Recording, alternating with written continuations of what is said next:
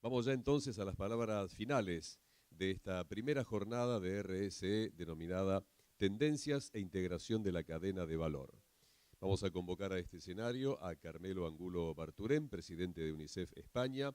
Es diplomático español, licenciado en Derecho y Relaciones Internacionales. Tiene estudios superiores en Nancy y Estrasburgo, en Francia, y también en La Haya.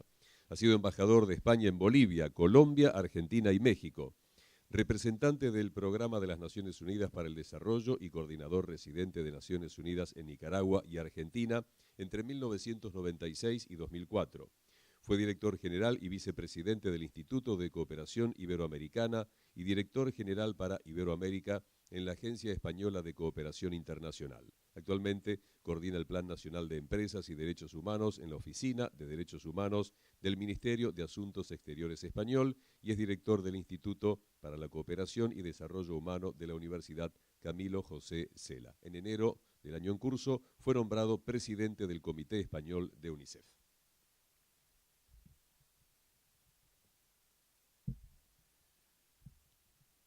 Bueno, muy buenas tardes a todos y a todas. La verdad es que me ha encantado reencontrarme con muchos amigos y escuchar un desarrollo del tema que me parece mágico. Los que me conocéis de aquí sabéis que me tocó aquí, en funciones de Naciones Unidas, lanzar el programa de responsabilidad social empresarial en el año 2004. Creo que eran 234 empresas y la pregunta es ¿de dónde ha salido este submarino? ¿De qué me está hablando usted? Pero había preocupación, había curiosidad, porque tenemos que decir que el tema de la responsabilidad social empresarial, de la empresa y los derechos humanos, no es como Gravity, no es un satélite perdido en el espacio.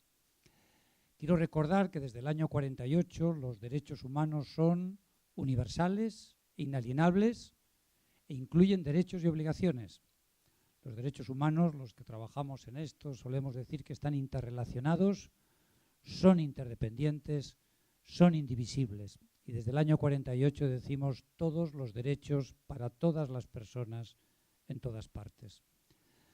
Lo que quiero decir es que a mí particularmente me pareció que en la Cumbre de Río, cuando empezamos a hablar de sostenibilidad, empezamos a introducir un tema central sobre el modelo global de desarrollo y sobre las preocupaciones de una agenda que ya era amenazada por muchos factores, el cambio climático, la pobreza, la deuda, la migración. Y a mí me pareció que fue una gran cosa que se vinculara, y esto es una cosa que ha pasado un poco desapercibido, el Pacto Global con los Objetivos del Milenio.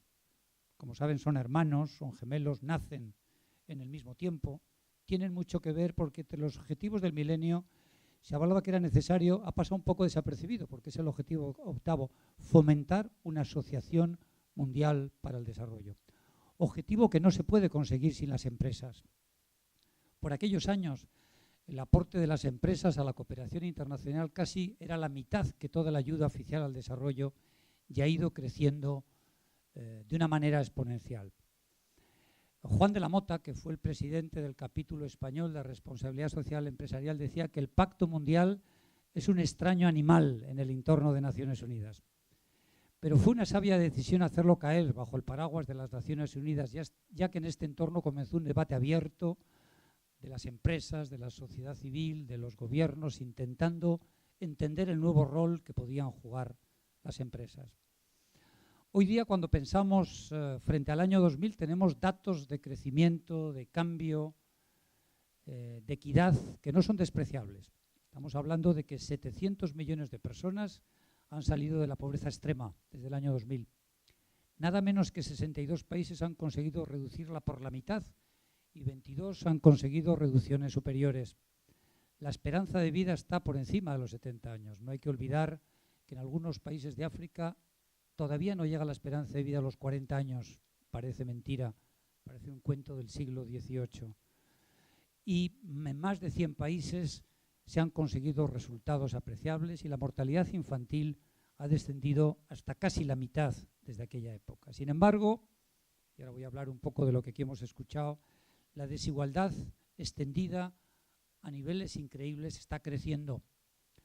Como dice Zygmunt Bauman en un reciente libro que le recomiendo, la riqueza de unos pocos nos beneficia a todos, se pregunta él. Los retos de la desigualdad son crecientes. La población perteneciente al 1% más rico es casi 2000 veces más rica que el 50% de la población mundial. Y el 10% más rico posee el 85% del total de la riqueza mundial, lo que amenaza la democracia, el desarrollo de los derechos humanos y logros que la humanidad ha tenido durante muchos años. El incendio en la fábrica Trasen de Bangladesh en noviembre del año pasado, del año 2012, perdón, y el posterior derrumbe del edificio Rana Plaza el pasado mes de abril, que costaron la vida a un total de 2.300 trabajadores, en su mayoría mujeres, y las críticas suscitadas hasta las reticencias de las grandes empresas a la hora de abordar las correspondientes indemnizaciones, pusieron sobre la mesa la complejidad y la peligrosidad de las cadenas de valor de las empresas, particularmente de las multinacionales, en las que se producen las más frecuentes violaciones de los derechos humanos. Por lo tanto, y aquí empiezo un poco alguna de las conclusiones, hay un grupo de expertos que viene diciendo desde hace algunos años que hay que ir avanzando en un concepto de la responsabilidad social más abarcativa.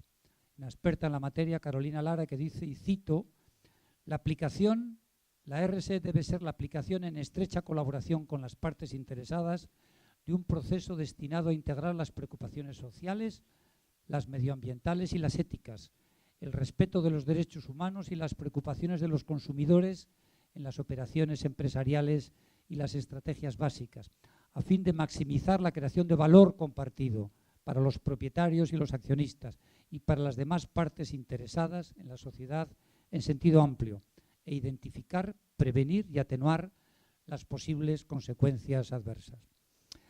Ha sido un día intenso. Yo he escuchado muchas cosas positivas desde aquella reunión del año 2004, han pasado 10 años y creo que ha habido un gran avance. Ha quedado claro que las empresas han evolucionado, las grandes y las pequeñas, que esta es una preocupación global. Quizás visto desde nuestros países ha habido más esfuerzo por parte de las grandes y hemos dejado un poco y tenemos un reto pendiente con las pymes. Por eso este esfuerzo de AMIA tiene tanto valor, porque una empresa grande, cuando se encuentra en la cadena de valor, con pymes que entienden y conocen el tema, todo va fácilmente. El drama se produce cuando una grande arrastra nacional o internacionalmente. Esta mañana decía que una empresa como IKEA puede tener 1.100 suministradores en el mundo, en 20 países, en el propio y en otros. Cuando las grandes se topan con pequeñas y medianas que saben de este tema, todo funciona más rápido, todo es mucho mejor. Yo creo que hemos pasado de una RSE que inició siendo cosmética, de gestos, de una gestualidad que parece que hacía falta porque estaba a la moda, a una RSE comprometida, con implicaciones muy serias en el gobierno corporativo. En algunas empresas, implicaciones de 360 grados. El gobierno de arriba, el consejo de administración, los técnicos, los vendedores, la gente que está a pie de obra. Como se decía aquí esta tarde, ha habido un incremento en la calidad de los vínculos con los suministradores y con el público que compra y que atiende los negocios. Es verdad que ha ayudado mucho el cambio climático, las alianzas, la idea de las alianzas público-privadas para el desarrollo, todos los temas de las cadenas de valor, fundamentalmente de sectores más complejos como son los extractivos, ¿no? Creo que es muy importante lo que están haciendo de incorporar a las pymes. No es tan solo, como decía, un tema de las grandes. Quizás esta tarde se dijo una cosa que me interesó mucho, no pude estar en todo el debate, pero creo que habría que superar la idea de la gestión del riesgo, en la que muchas pymes realmente están dentro, porque es un tema muy importante para ellos.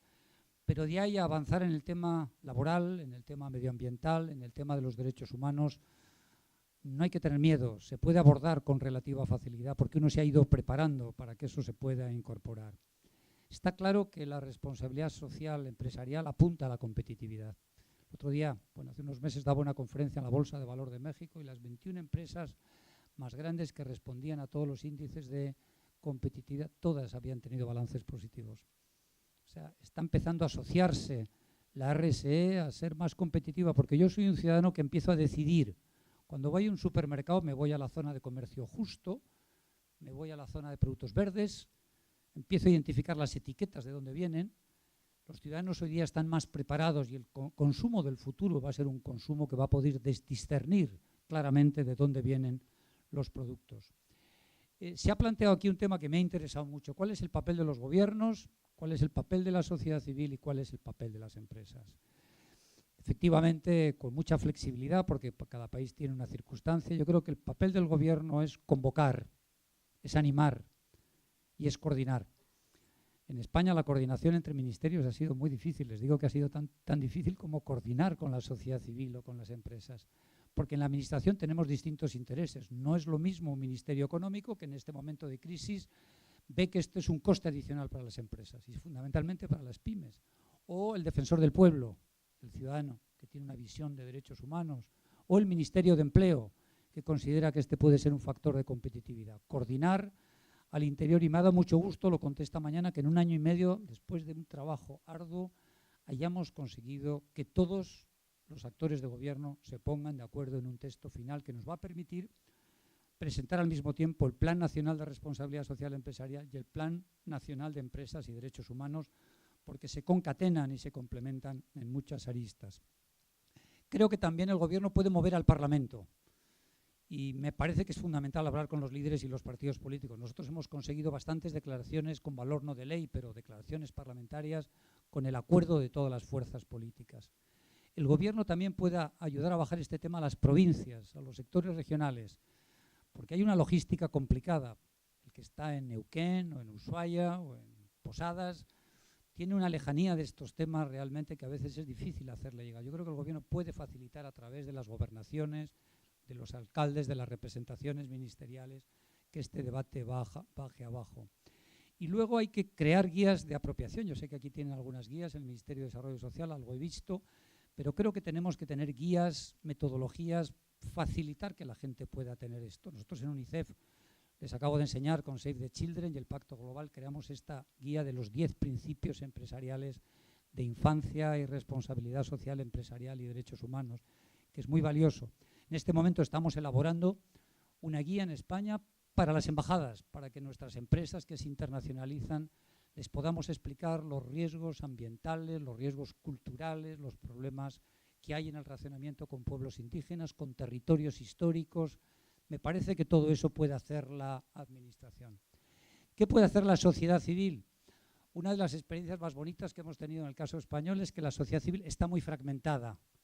Por lo tanto, tenemos ONGs que se dedican al desarrollo social en términos generales, de una manera compensatoria, allí donde el Estado no puede llegar o porque consideran que es una tarea vocacional.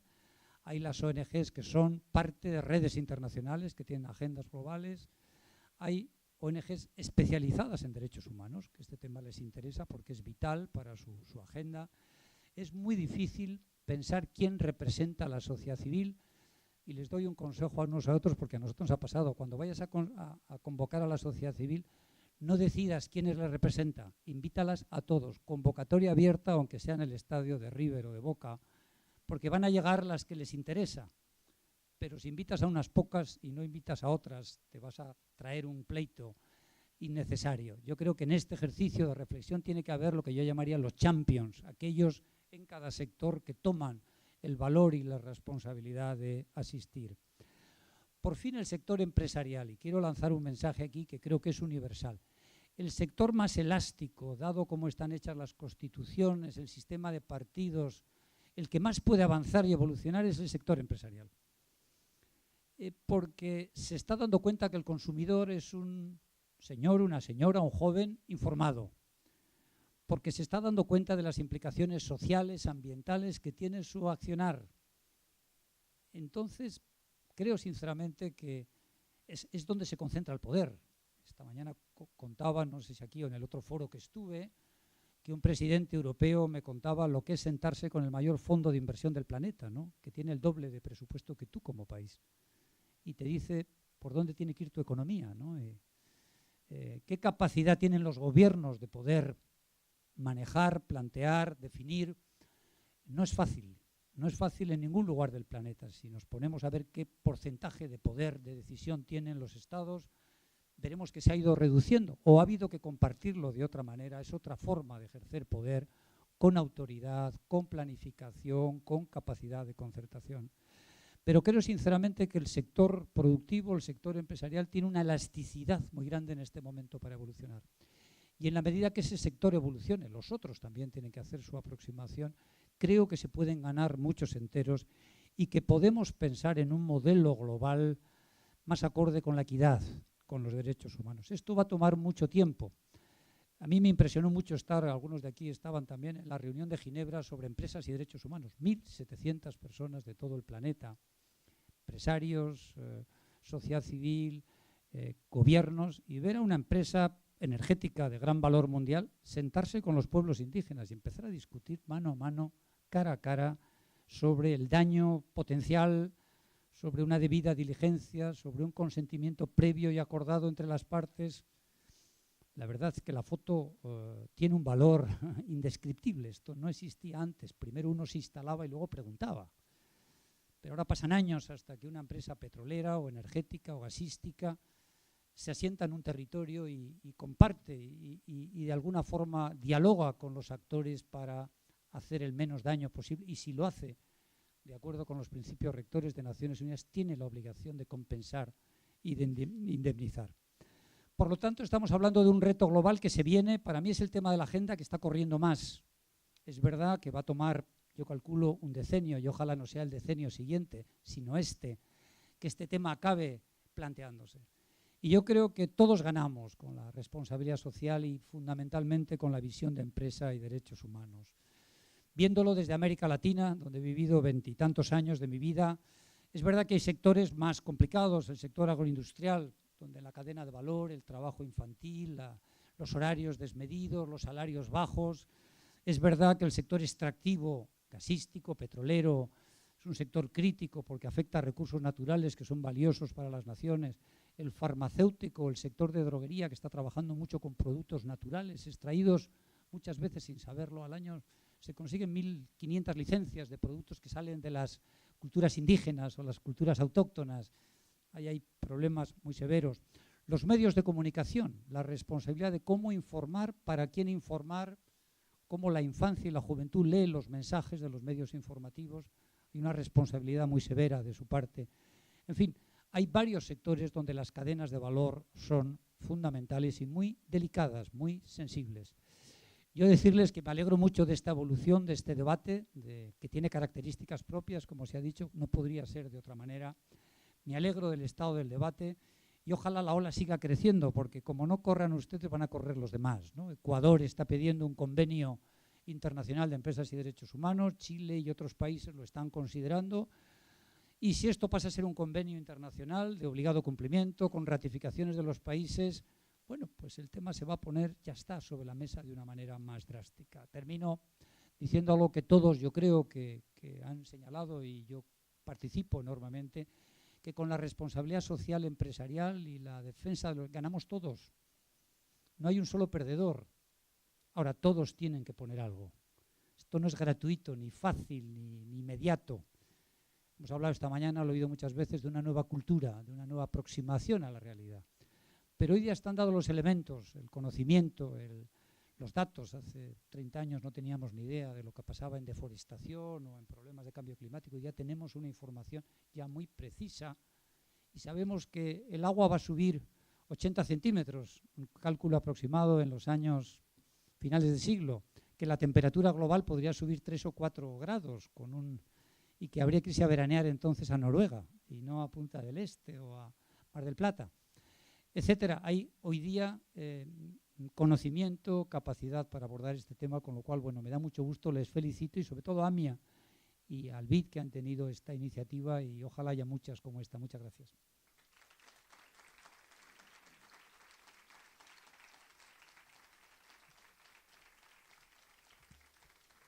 Muchísimas gracias, señor Carmelo Angulo Barturen. Seguidamente, para el cierre, vamos a escuchar al señor Daniel Pomeranz, director ejecutivo de AMIA. Adelante, por favor.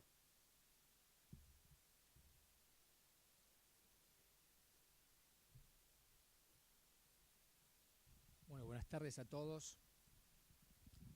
Es un honor para nosotros ser anfitriones y haber liderado esta jornada en el día de hoy, que la hemos instaurado en el marco del 120 aniversario. Ustedes han visto en los logos, en cada una de las presencias en imagen en esta organización y en toda nuestra papelería, nuestras piezas de comunicación lo que tiene que ver con estos 120 años, aquellos inmigrantes que en el año 1894 decidieron hacer una organización, no esta que soy. Esta fue el producto de una construcción colectiva, histórica, que se dio con el correr de los años, seguramente también montados en las dificultades de contexto, las dificultades de nuestro país, del mundo, tantas situaciones críticas en estos 120 años. Pero hemos llegado al día de hoy, hemos logrado construir esta organización que nació inicialmente pensando en problemáticas sociales de inmigrantes que venían llegando. Y entonces esto nos pega un salto en el tiempo al año 2006, 2007, en donde empezamos a imaginar la posibilidad de contar con un programa de responsabilidad social en nuestra organización. Y la primera pregunta que nos hicimos es ¿por qué? Porque una organización que tenía un recorrido más vinculado con los programas sociales, con los programas de empleo, con temas culturales, educacionales, etcétera, tenía que abordar la temática de la responsabilidad social. Entonces empezamos a imaginar algunas respuestas en diferentes instancias de debate, de discusión. Evidentemente, la experiencia que habíamos transcurrido desde el año 2001, 2002, en la generación de lo que luego se vio en llamar el Servicio de Empleo de AMIA, fue la primera respuesta que encontramos. ¿Por qué?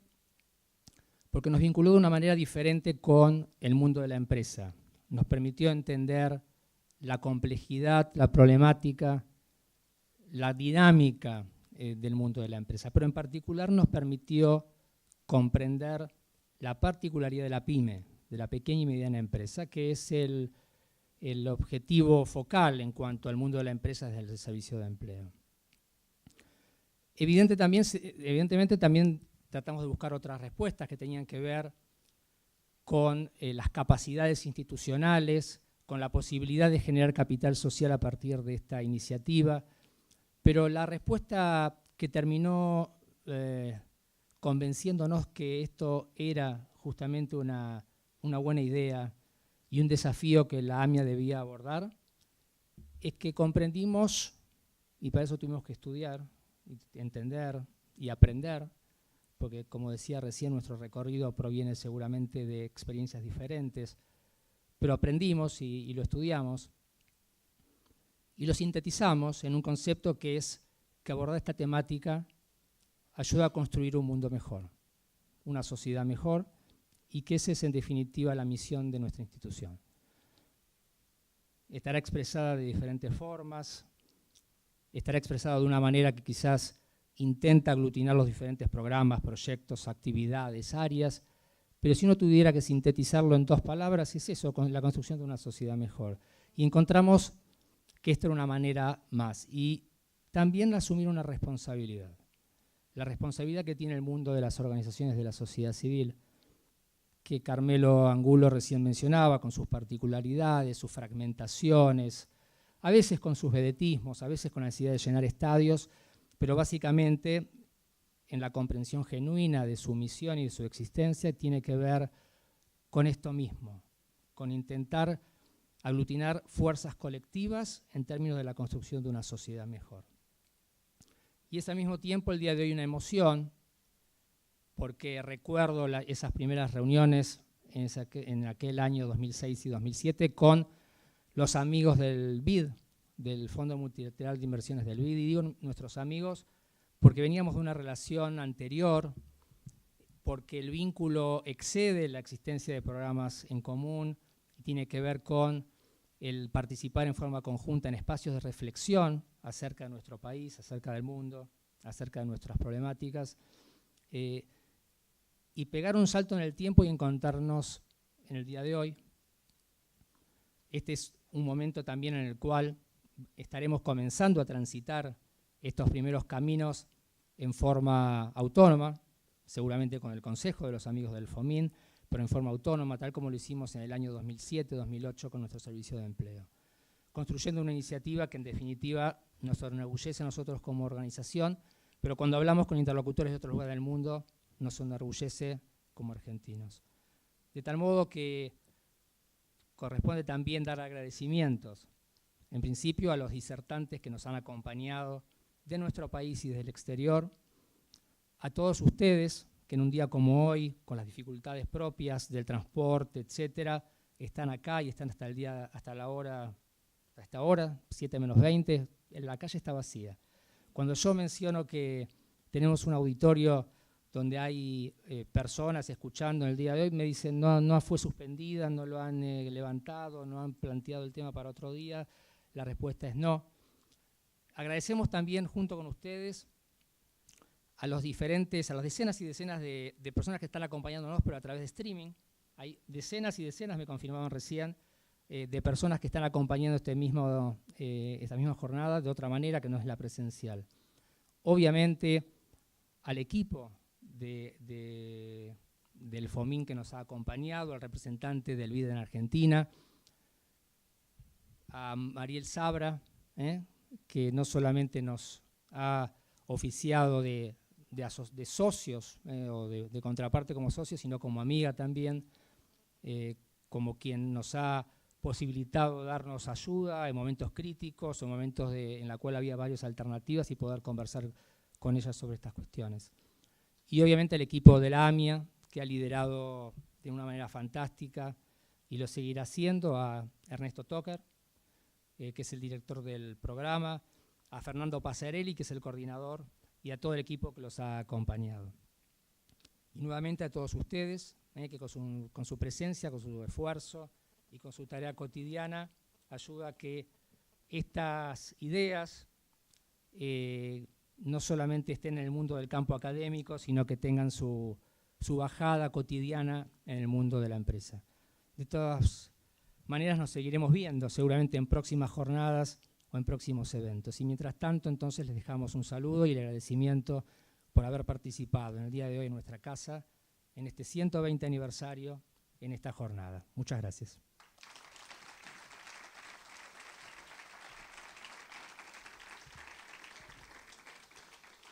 Con las palabras del señor Daniel Pomeranz, director ejecutivo de AMIA, damos por finalizada esta primera jornada de RSE, Tendencias e Integración de la Cadena de Valor. En nombre de AMIA, de Valor, RSE más Competitividad, de BID y FOMIN, a todos ustedes por su presencia, muchísimas gracias, muy buenas tardes y será hasta un próximo encuentro.